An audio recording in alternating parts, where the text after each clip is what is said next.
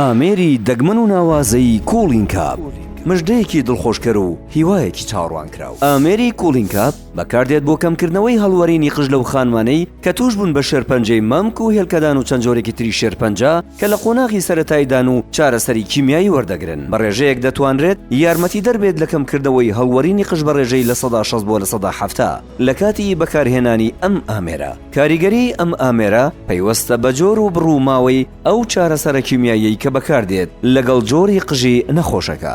ئەم ئامێرە نوێترین ئامێری بەکارهاتووە لەو بوارەدا و ئێستا لە تاوەری تەندروستی سمار بەردەستە و چارەخوازانی بەڕێز دەتوانن لێی سوودمەند بن. ئامێری کوڵین کاپ. سمارت وەرچەرخانە.